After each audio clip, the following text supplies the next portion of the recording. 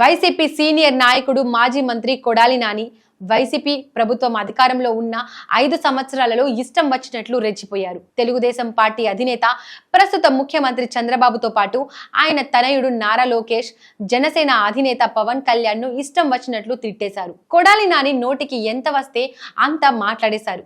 తీవ్రమైన పదజాలంతో దుర్భాషలాడారు. మరి అలాంటి నాయకుడిని ఇప్పుడు కూటమి ప్రభుత్వం ఎందుకు వదిలేస్తోంది? ఖచ్చితంగా కేసులు పెట్టి జైలుకు పంపిస్తుందని అందరూ అనుకుంటున్నారు. పైగా కొడాలి నానిపై కేసులు పెట్టాలంటే చాలా సెక్షన్లు వాడుకోవచ్చు.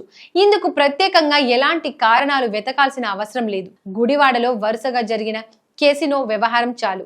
చేతికి మట్టి అంటకుండా కొడాలి నానిని జైలుకు పంపించవచ్చు. కానీ కూటమి పార్టీ వచ్చి 2 నెలలు అయింది. ఇప్పటి వరకు కొడాలి నానిపై ఎలాంటి చర్యలు తీసుకోలేదు. పైగా వల్లభనేని వంశీపై ఇప్పటికే లుకౌట్ నోటీసులు జారీ చేసింది. వంశీని ఎప్పుడు అరెస్టు చేయాలా అని ఆలోచన చేస్తున్నారు. మరి నాని విషయంలో ఎందుకు చర్యలు తీసుకోవడం లేదు అంటే దీని వెనుక ఆసక్తికర పరిణామాలు కనిపిస్తున్నాయి. కొడాలి నానిపై కేసు పెట్టి జైలుకు పంపిస్తారని తెలుగు తమ్ముళ్లు కూడా కోరుకుంటున్నారు. ఈ విషయంలో ఒక్క అడుగు కూడా ముందు పడలేదు. దీనికి కారణం జూనియర్ ఎన్టీఆర్ అనే చర్చ టీడీపీలో నడుస్తోంది. జూనియర్ ఎన్టీఆర్ తో కొడాలి నానికి ఉన్న సంబంధం అందరికీ తెలిసిందే. సో ఇప్పుడు ఎన్టీఆర్ కొడాలిని కాపాడుకుంటున్నారనేది తమ్ముళ్ళు చెబుతున్నారన్నమాట.